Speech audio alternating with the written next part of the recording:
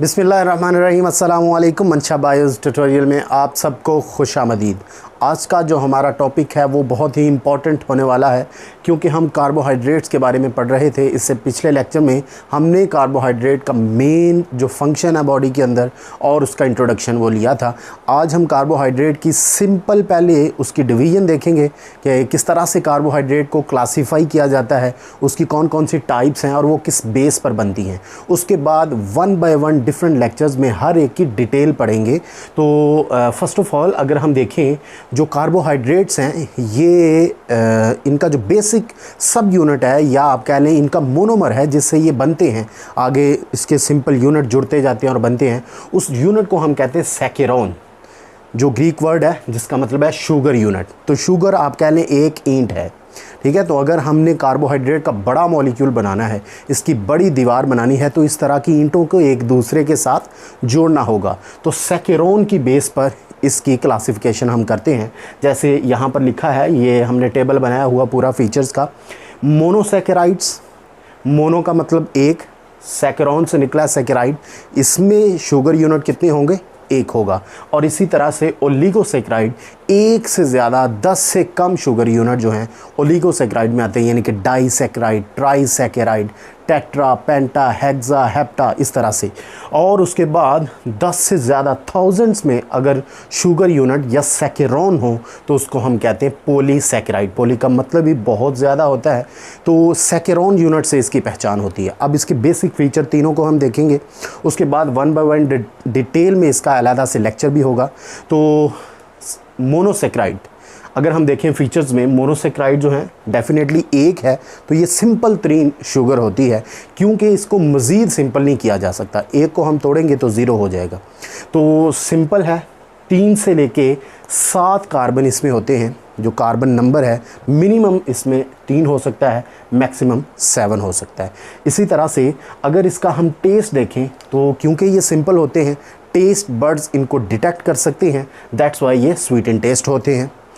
Solubility water के अंदर ये सॉलिबल हैं, सिंपल हैं। और जब इसको तोड़ा जाता है तो इससे हमें मज़ीद कोई सिंपल शुगर नहीं मिलती, क्योंकि ऑलरेडी एक है, तो एक को तोड़ के हम क्या एक बनाएंगे। तो it can not be hydrolysed into simple sugar. वैसे तोड़ा जा सकता है, तोड़ के हम इससे एटीपी लेते हैं, लेकिन इसकी सिंपल शुगर में चेंजिंग जो है वो नहीं हो सकती। तो इसी तरह से क्लासिफिकेशन इसकी किस बेस पर करते हैं, जितने भी मोनोसैकेराइड्स हैं उनको क्लासीफाई करना हो, उनके ग्रुप्स बनाने हो, तो वो किस बेस पर बनाते हैं? वो बनाते हैं हम on the base of carbon atom, कि उसमें कितने कार्बन एटम हैं। जैसे कि हमने कहा ना, मिनिमम 3 हो सकते हैं, मैक्सिमम 7 हो सकते हैं। तो जैसे कि जो ट्रायोज है इसमें 3 कार्बन होंगे, टेट्रोज है इसमें 4 कार्बन होंगे, पेंटोज है इसमें 5 कार्बन होंगे, हेक्सोज में 6 कार्बन होंगे, हेप्टोज में 7 कार्बन होंगे।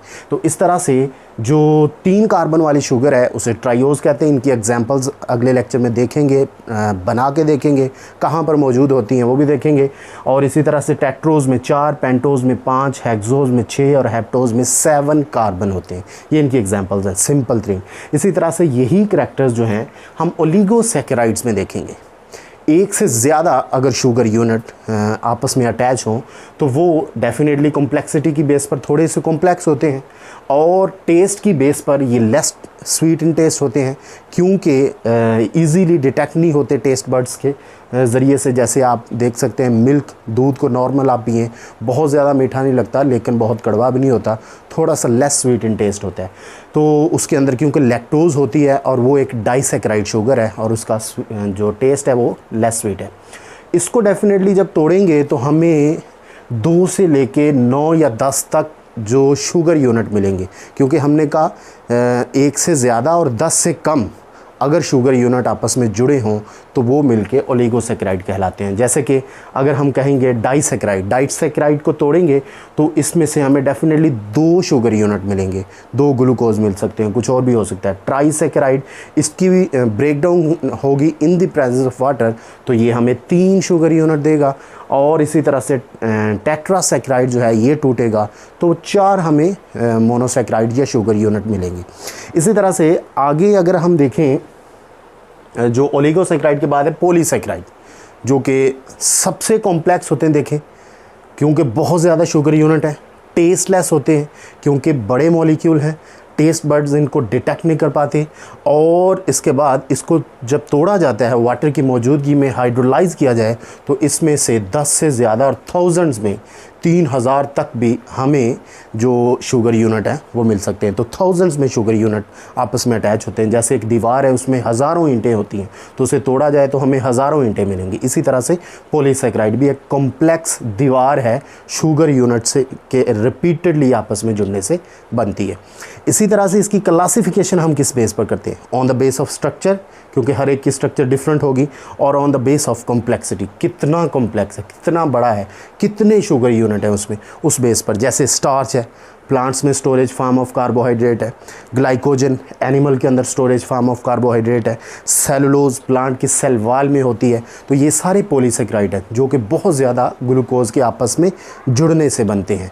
तो अब नेक्स्ट लेक्चर में इंशाल्लाह हम देखेंगे monosaccharide, triose, tetrose, pentose, hexose जो हमारी बॉडी में हैं, उनकी चेन स्ट्रक्चर, उससे रिंग कैसे बनता है, उसका बॉडी में फंक्शन क्या है, और इसी तरह से आगे वालों की जो जनरल फार्मूला है और उसकी केमिकल कंपोजिशन को ड्रा करना सीखेंगे।